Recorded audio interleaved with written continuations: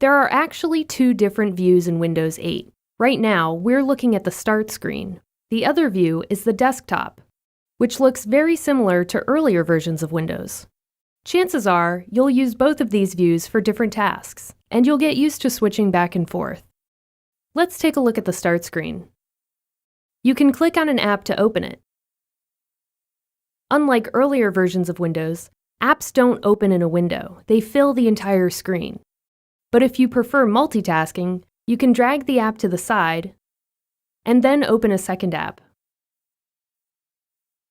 To close apps, just move your mouse to the top of the screen. If you're using a tablet, you can close apps by dragging them down. Now let's take a moment to look at the desktop. This view is pretty similar to earlier versions of Windows, but it's gone through some changes, most notably involving the Start button.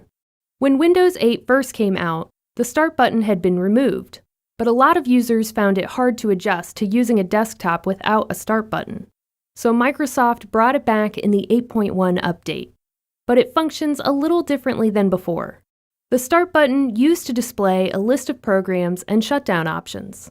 Now clicking it brings you back to the Start screen, so you can access your programs and apps, as well as shutdown options, and a new search button. While you're on the Start screen, you may notice some tiles changing. These are live tiles.